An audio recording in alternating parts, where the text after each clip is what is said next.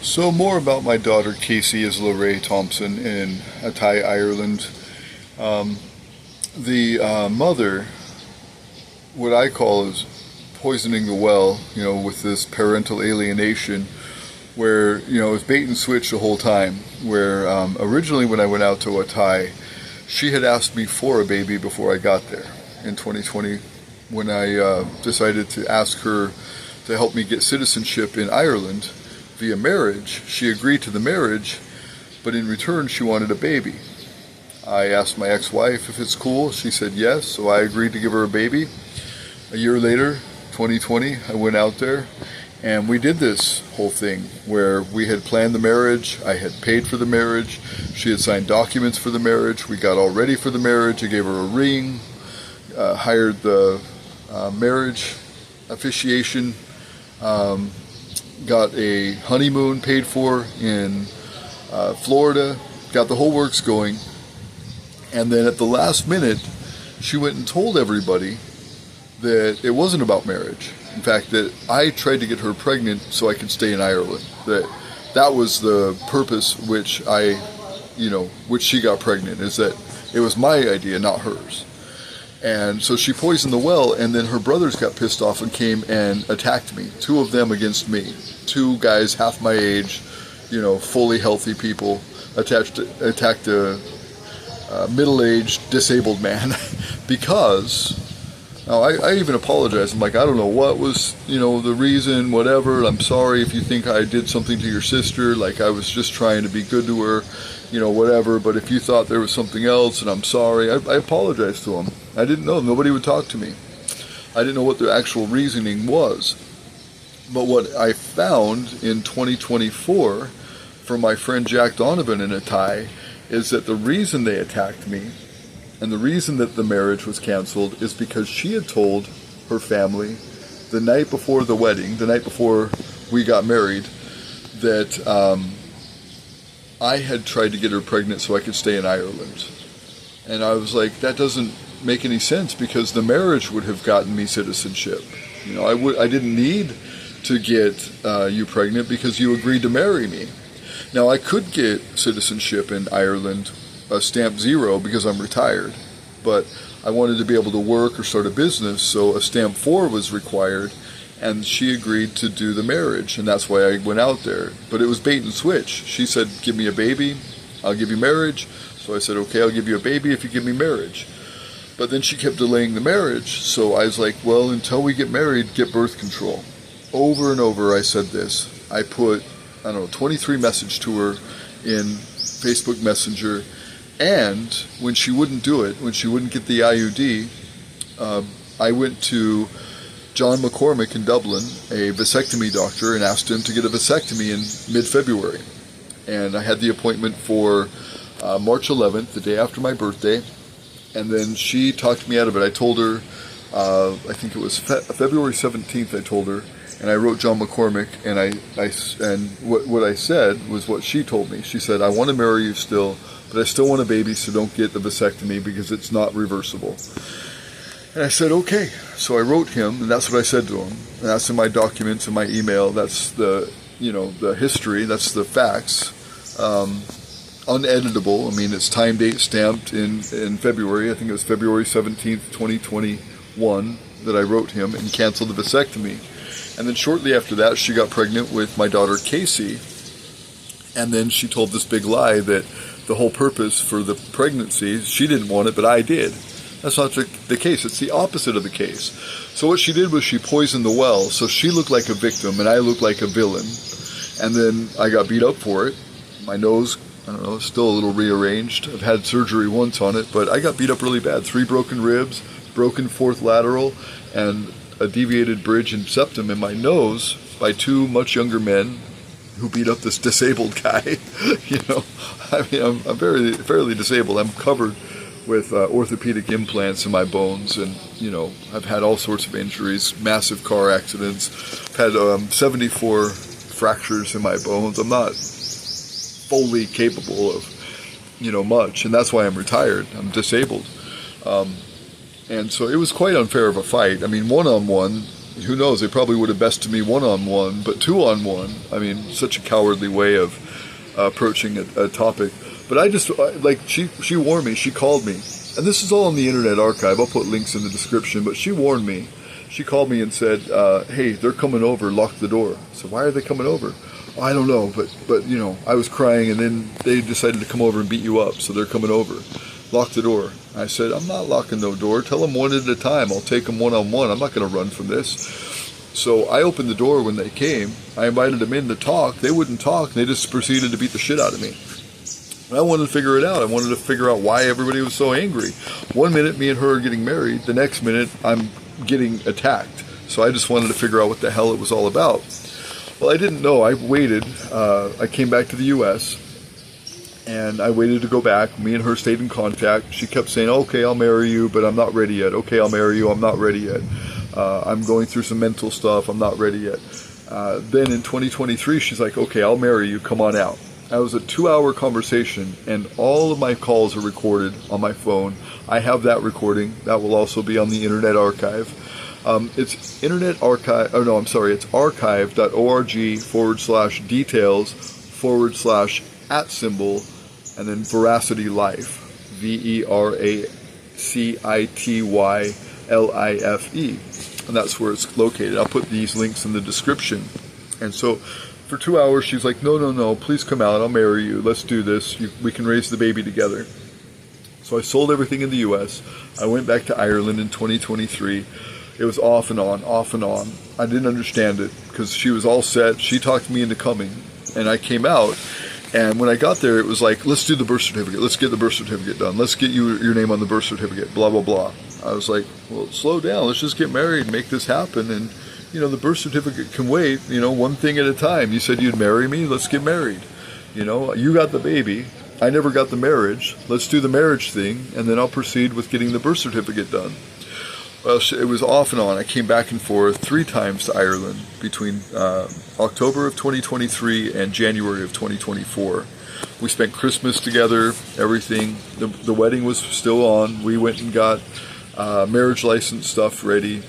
Went and talked to the Garda about immigration stuff, about getting a stamp 4 in Kildare town, in County Kildare.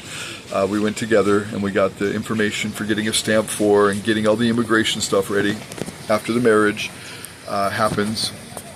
And then my friend Jack took me out after Christmas. I think it was January 11th. And this is something I already have on the Internet Archive. It's already there. And he sent me down. He's like, so why did you get her pregnant? Like, you know, that's why everybody hates you. I was like, what do you mean, why did I get her pregnant? He's like, well, she said that you got her pregnant on purpose so you could stay in Ireland. I said, no, the method was marriage. It wasn't getting her pregnant. She wanted the baby. I didn't, you know, not until we were married. I've had 4 kids before this. All of them were within a marriage. None of them were out of wedlock. All 4 of my children before this. So I didn't want to have a baby without a marriage. And so that's why I have documented proof in Messenger, Facebook Messenger, of me saying, hey, please, you know, make that appointment. Let's get your IUD. Let's get birth control. Let's wait until, you know, we're married to have a baby. And then I have that letter, that email back and forth, that exchanged between Dr. John McCormick in Dublin and me, the vasectomy doctor. And, you know, first I had planned it for March 11th, and then a week later, I canceled. So I think I scheduled it February 11th, and then I canceled February 17th. And I said, you know, my partner here wants to marry me. She still wants a baby, so I'm going to cancel this for now. And that was the conversation between us. That was before we had any disagreements. That was before this big fight with her brothers. That was the whole thing, you know, prior to leaving Ireland without the marriage. And then after I get back, you know, basically it's, oh, hey, I'm pregnant. Well, meanwhile, her, you know, the baby daddy of her 4 kids that she's alienated for all these years and hasn't let him be in contact with his kids much, he's back in the picture, and he's all over her Facebook. Oh, I love you. Oh, you're so pretty. Oh, I missed you so much. I'm glad to be back in the kids' life. Oh, my beautiful kids, blah, blah, blah. And then I find out she's pregnant. Well, so then a couple years go by, and she's telling me it's my baby the whole time. A come out, get on the birth certificate, come out, get on the birth certificate. Okay, if you marry me. She's like, okay, yeah, I'll marry you, but let's wait. Okay, I'll marry you, let's wait. And then she finally, in 2023, says, okay, I'll marry you, come out. So I come out, I bring a beautiful ring, I give it to her. I was at Duke's bar with her in the back patio, drinking some beers, and I got down on my knee and proposed, put it on her finger, and then her friend Barry comes out and sees us, and she gets all flustered and embarrassed. But, you know, she's got this ring on her finger. She accepted my proposal, and then on the way home, she's like, oh, I don't want my parents to know about this. I'm just going to lie to them. I'm like, why lie? Like, that was the plan. We had planned this. Why is this got to be a secret? You know, we have a baby together. We've been friends for 7 years now. You know, we've talked about marriage for years. You know, even in 2019 and 2020, her mom was encouraging us to get married so I could help come out and take care of her and the kids. And I've got all that. You know, her mom, Fiona, and me had a long conversation. Her sister was on board with it. Everybody was on board with it. My ex-wife, whatever. And then this idea that she came up with, hey, if I marry you, you need to give me a baby. That was recorded too in our messages on Facebook Messenger. And so all of this will be on Veracity Life. And the whole point and purpose of this is so that my daughter knows that I've been trying this whole time to get back into her life. That no, I didn't plan on her being here. That wasn't part of the picture until me and her mom got married. And I didn't want to have her until me and her mom got married so that I could be sure to be in her life permanently without all this interruption. Well, without living with the mother for 12 months, without being married to the mother, I don't have any parental rights. Even though I'm on the birth certificate as a father, I don't have any parental rights. So I can't like go to the garden and be like, hey, I need access to my daughter, because I don't have any custody rights. It's an Irish law. So I just want her to know that, you know, I did come back out after she had just turned 2 in November 3rd, 2023, she turned 2, and I came out in October, and I spent her birthday with her, I spent Christmas with her, I spent New Year's with her, and I was forced out because her mom kept having these dramatic fits, and I'll post that too. That's going to be part of the archive. I had to record them because she kept saying, "Oh, you keep causing fights with us. Oh, you keep doing these things. You keep making me angry." I'm like, okay, so I just let it be. You know, I'd push record in the morning, I'd push stop at night, and I'd record for 12 hours straight so that it could be well documented that I wasn't pushing her buttons, I wasn't causing these fights. It was all her.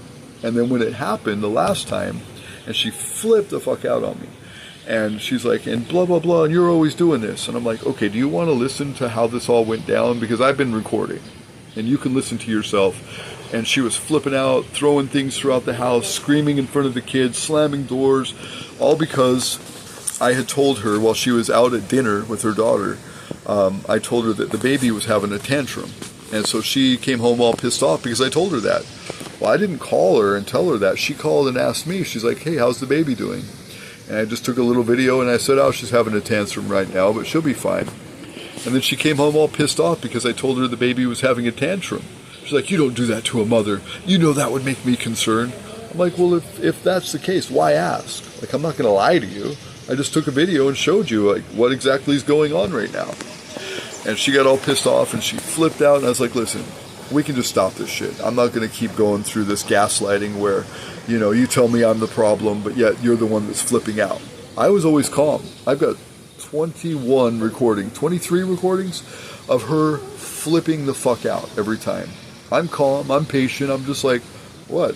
Seriously, let's just talk about this. And she's like, fuck you, fuck this, throw shit here, throw shit there, slam doors, you know, having all the kids cry.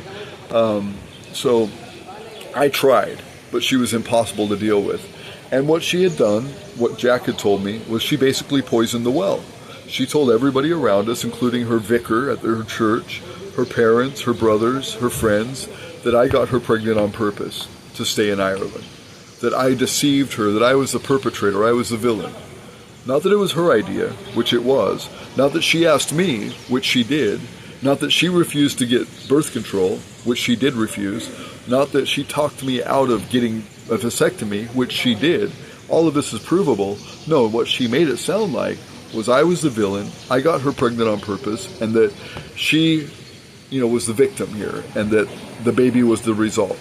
That is not the truth. And then when I called her out on it, she's just blocked me out of her life, and I can't talk to the baby anymore. And we had a plan for me to talk to the baby after I left Ireland every night at 6 p.m. On February 14th, I called at 6 p.m. like I do every night, right? Like I had done since I left. And she called the police and said I was harassing her. We have all of this documented. Again, this is on Messenger.